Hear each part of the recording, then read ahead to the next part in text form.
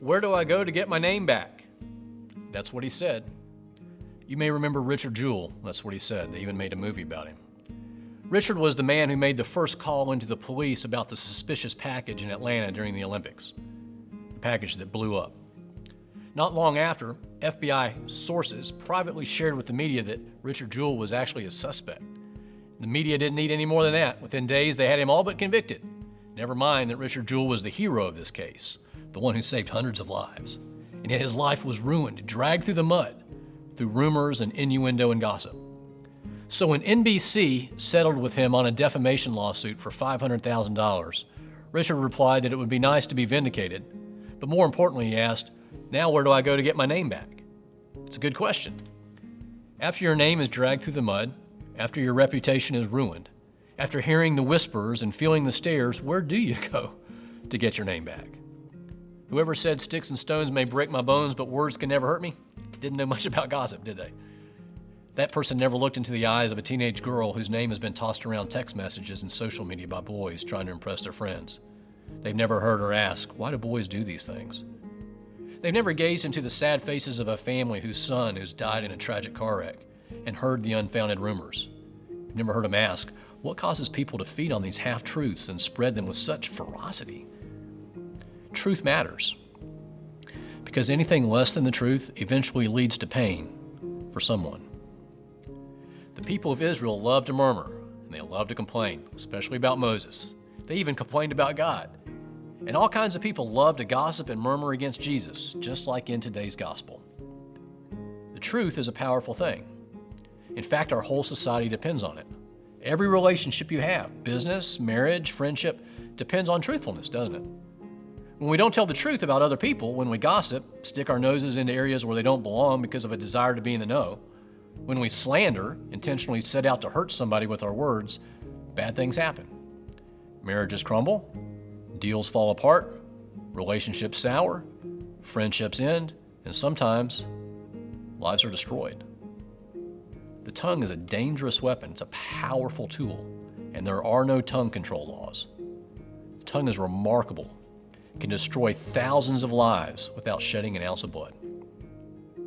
Most of us don't think of ourselves as murderers, do we? But we murder people's reputations when we gossip, or when we stand by and let somebody else assassinate a person's character. Gossip can never be undone. Some people will never look the same way at that person again. It's evil. Gossip is the invisible sin, and tragically now gossip is just another name for conversation.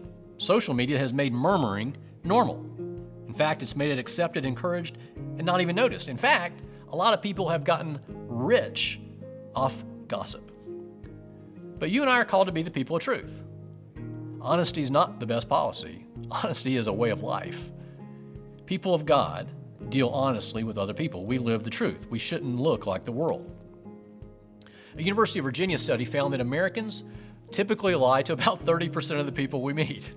We lie for our own gain. We lie to impress people. We lie to make ourselves look better. Yes, I am a marine biologist. We lie to make other people look better. That dress makes you look so skinny. And a Cornell study found that we lie to people most often when we're on the phone and face-to-face, and least often via email and text, where there's a written record of what we actually say. But you and I are called to be different. Words have power. Words have the power to heal, to give hope, to encourage. So here's 3 simple questions to ask yourself before you speak. Number 1, is this true? Take this seriously. Before you say something, ask yourself, is it true?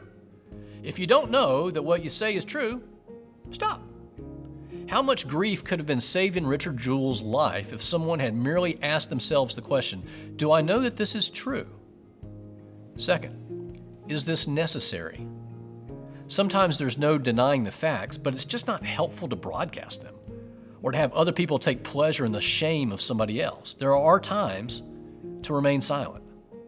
And the best way to prevent gossip is to ask yourself, is it really necessary to say this? Does this person really need to know? And if the answer is no, stop. Third, is this charitable? Slander means to intentionally use words to hurt someone. And slander is easily prevented by this question. Will these words bring hope or healing?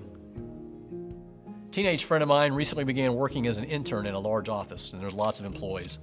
And I asked him how things were coming. He said, it's fun, but he noticed as he walks down the halls how often folks would be in little groups whispering, and when he walks by, they stop quickly when they see him. It's clear that what was being said wasn't charitable. You could tell by the looks on the faces and by the body language. If it's not charitable, if the words can't bring hope or healing, stop. You and I are called to stand for the truth. We're called to stand out for the truth, to speak the truth, to use words to help, not to hurt. We are called to be a people of truth.